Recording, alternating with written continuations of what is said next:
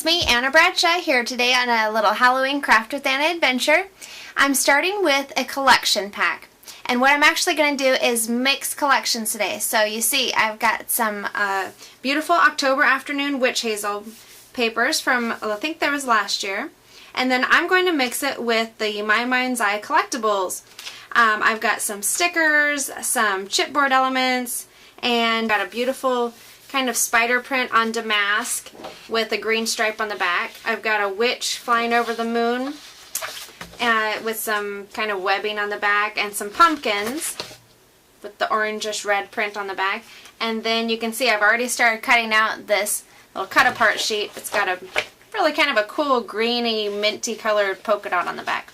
So now I kind of never know what to do with these cut apart sheets. I mean, they're really cute, but do I need, 50 pumpkins? Probably not. Or these scenes, there's so many cute images, so I never really know what to do with them.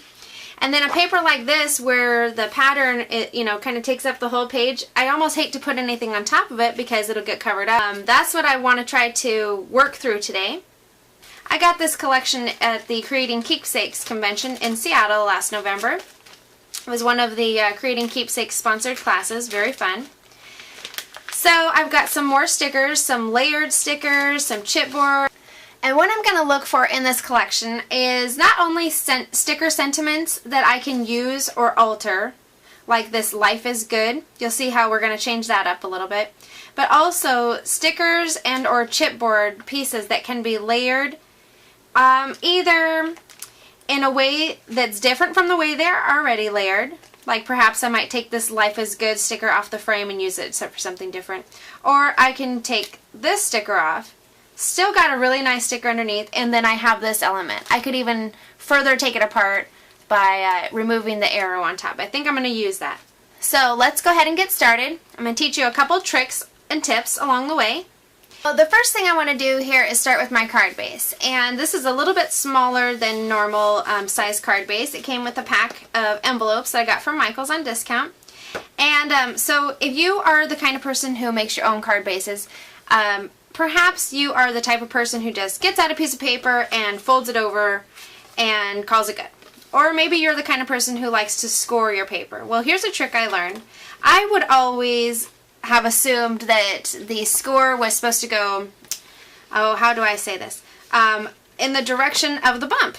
Like you score on one side, turn it over, and fold it on that side. But I've actually learned over the years you're supposed to turn it over on the same side that you scored it.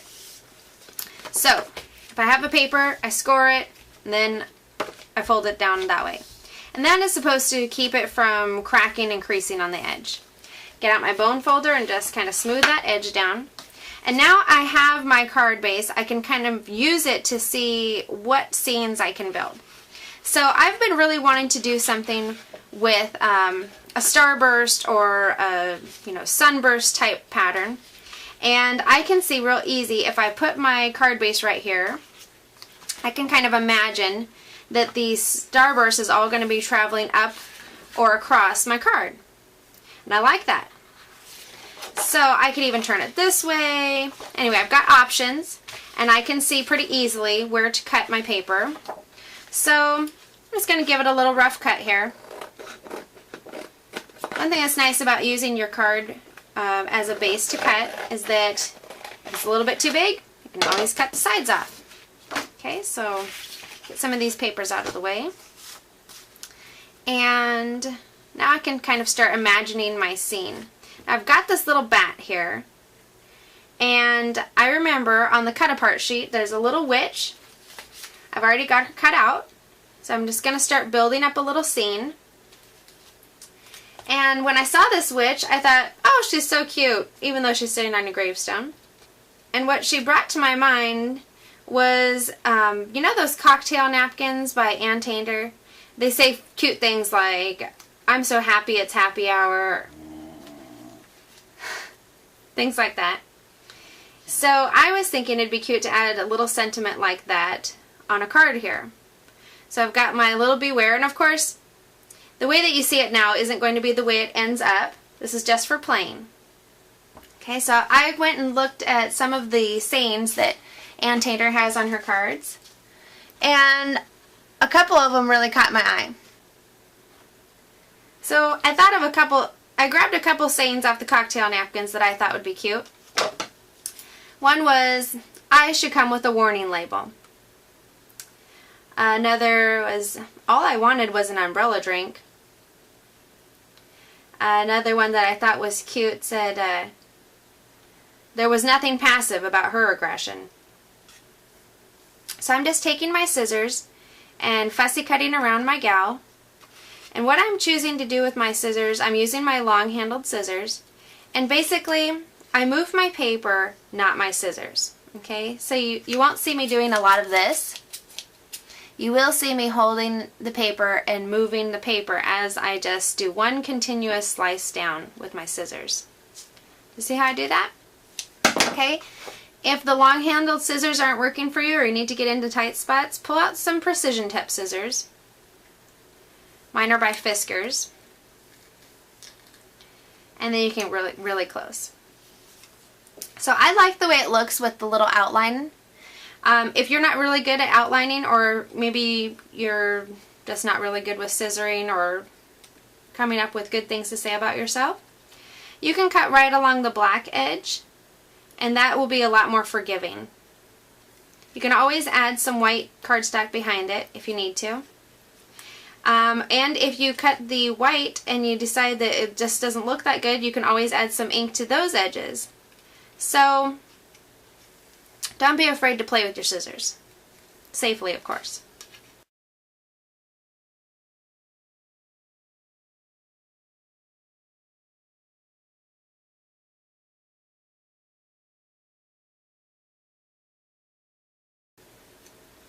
Really cute. So places like this with the curly cues, I always just kind of make up my mind, okay, this is what I'm going to do with all the like spaces. So when I have these curly cue places, I'm choosing to not go all the way around them. I'm just going to go around them, but I'm going to do that the same way on both sides. So you see I've kind of left the same amount of space on both sides. Okay? Okay, so my little trick I want to teach you is how to make banners or flags. And it is so simple and easy. You're just going to want to go and make a banner out of everything. So, what you do to start with is you're going to cut an off-shaped rectangle around your sentiment. And by off-shaped, I mean just irregular. I have a couple patterns that I like to use. And let me just finish cutting this out and I'll draw some for you. Okay. So let me get a piece of paper here real quick.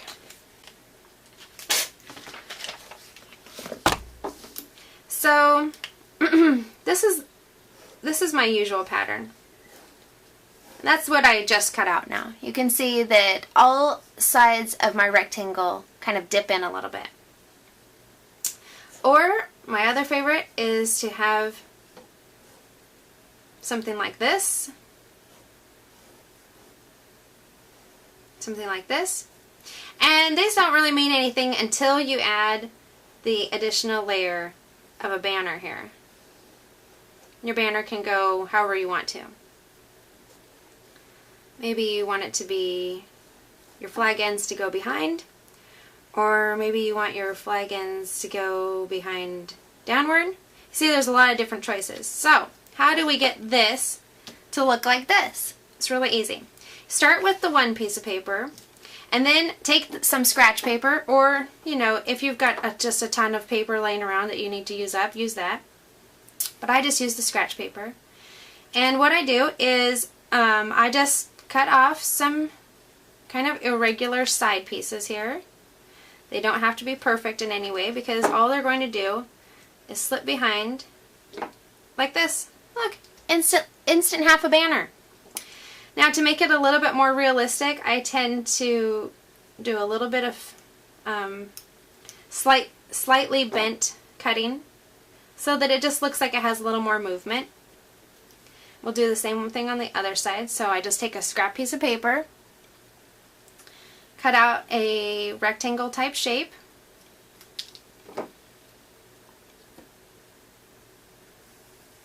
and stick it behind my seam. So that can be played with a little bit. You know, maybe I think, oh, I don't like that corner. Well, you know what? The corner can come off and kind of match the flag ends. So, very versatile way to create your own banner shapes out of any sentiment that you see. So let me play with that. I'll cut out the rest of my images and we'll go ahead and finish building this card.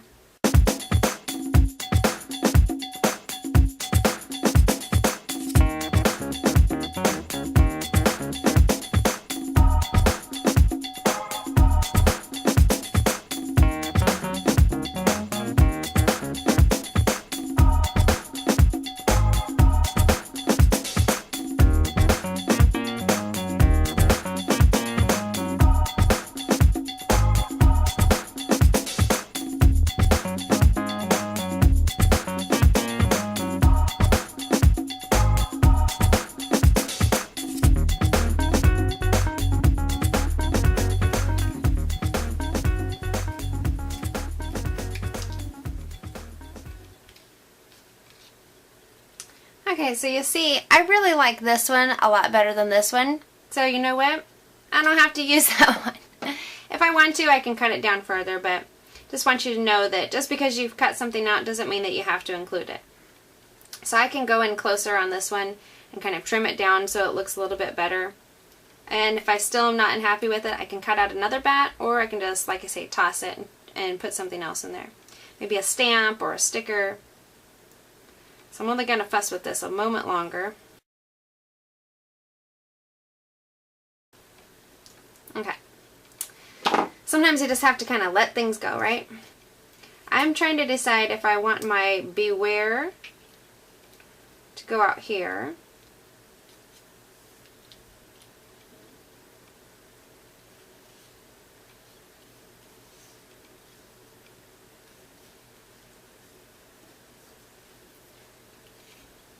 I was originally kind of imagining it being down here like on a tree.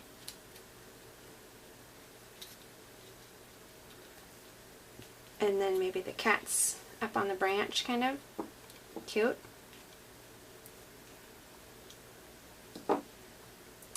And then I'm going to make some more banner flags to create my little sentiment strip here. So let me get some paper for that. So I'll just get my collection pack out here and look for some paper, and right off the bat I see this one. It's got a lot of space on it. It's got that dusky kind of cream color that I'm looking for. This one would work good. It's got the orange on it, that's alright. And there's another little journaling square that's got blue. So I could use this and I could have it edged in blue or orange, but I think what I'm going to end up doing is using this clear, well, I'm saying clear, but you know, plain, kind of distressed colored cream base to make my sentiment flags. And I'm also going to use a black pen because there's a lot of black on the card. So that's easy enough. I'm going to start by writing out my sentences, my sentiments here. And I'm just going to write all of them because if I don't use it on this card, I might use it in another.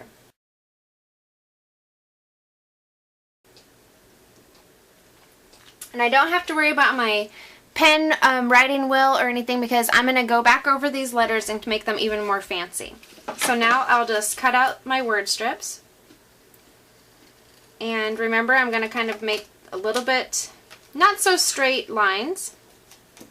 That's the technical. A little bit not so straight lines. That's technical jargon. I'm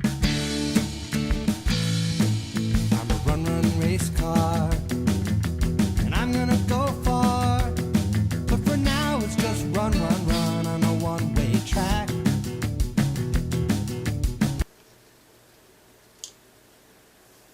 And I'm just kind of looking at the way the letters go as to kind of make my flag shape. So if the letters go skinny and then they go long, I'm just going to kind of make my flag do that also. Because banners and flags are usually made out of fabric. And if you have a little space that comes down, you can just put a little bend in there and it will add some realisticness to it.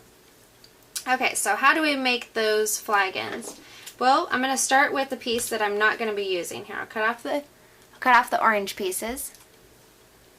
And I know I'm not going to need all of this space, so that gives me quite a bit to work with here. And what I'm going to do is just cut off some ends. And I'll dip a little bit of glue on the end of my flag here. I'm using the Tombow Mono clear glue. Pick up my piece here. Then I just lay the end on it, just like so.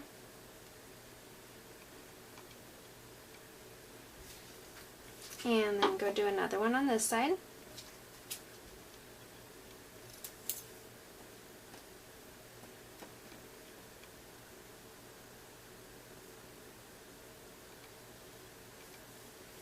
Ba-dang! Simple as that. I just love how it feels, flying around on wheels, and I'm ready to go, go, go, and I won't look back. One day I'm headed for the open road. Till then I hope I don't explode. I gotta go, I'm a run, run race car, and I'm gonna go far. One day I'm gonna just rip it. And remember, there's no wrong or right way to do this. So however it turns out, just go with it. I'm really feeling this one that says I should come with the warning label. And so now I'm just going to figure out where I want it to go. Oops, forgot to glue this piece back together.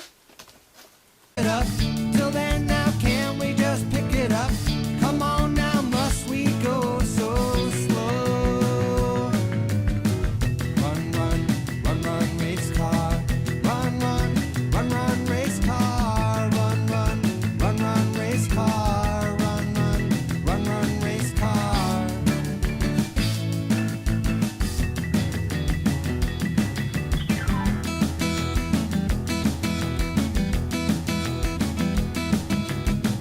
Run, run, run, run, race car. Run, run, run, run, race. This gal's going to get some foam adhesive on her back.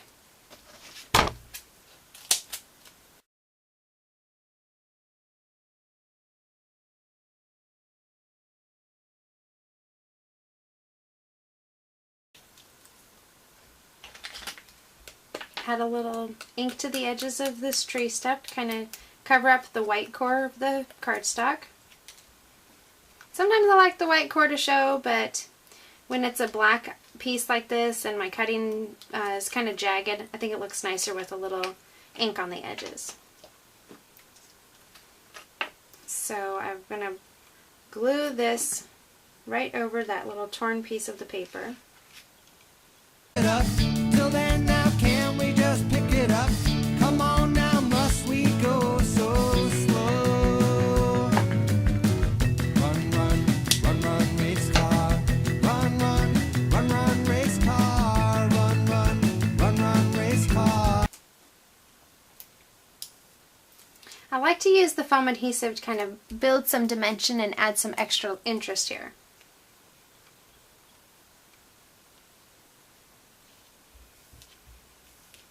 Like so.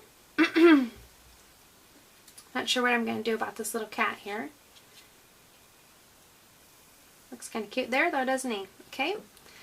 It up. Till then now can we just pick it up? Come on now, must we go so slow? Run, run, run, run, race car. Run, run, run, run, race car. Run, run, run, run, race car.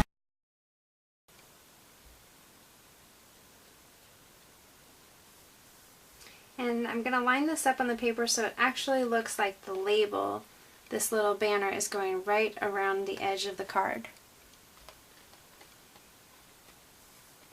So play around with different design elements like that. And get my flying bat here.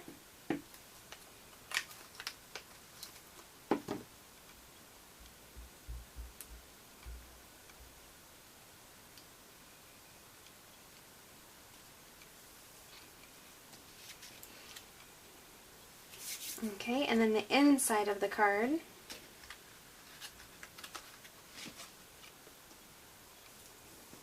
can get the other banner strips here. But I think this white, I'm just not feeling the white. So let's see what other color cardstock we can include on the inside here. I think we're going to go with some orange out of the Spice Market collection pack by Recollections. I'll go ahead and cut down this card base and show you how to score it. Alright, so this is a paper trimmer by Fiskars that it's basically for only cutting cards. It doesn't go up to 12 by 12. I think it's like a 9.5 by 5.5 or something like that. So it makes it easy to cut cards out. However, not easy to cut scrapbook papers out. And then I've been using my Martha Stewart scoreboard to do my scoring recently. So I'll go ahead and get this down. I just scored at 4 1/4. I cut the card base at 5.5 on my paper trimmer. And then, I started to do it again. I scored down the middle, and my instinct is to fold that way, but I'm going to fold it the opposite direction. Another thing you'll notice when you're cutting your paper is that your paper trimmer will actually leave a cut edge of some kind, and I prefer that to be on the inside. I just think it looks nicer, and so if you're mindful of that when you're scoring, try to tuck that part on the inside too. And sometimes your scoring blade or your cutting blade might make your paper a little raggedy. I just turn that part to the back. Get our score tool to press down the edge here. Now let's see how our card base measures up with this card base. It should be a little bit bigger. And it is, and I like that. It kind of brings everything into the center, doesn't it? Okay, so let's go ahead and get that glued down. Just going to use some of my roller adhesive. This is the Crafter's Tape by AdTech.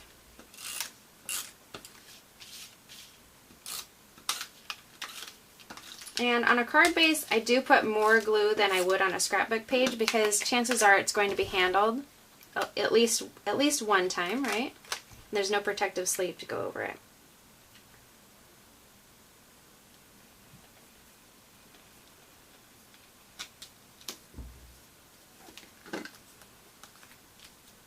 There we go, and I can just cut off the bottom here.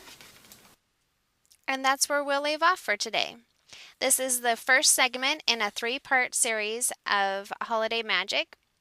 So be sure to hit the subscribe button, and that way you'll be able to follow along on my next Craft with Anna adventure. It'll show right up on your list of movies to watch.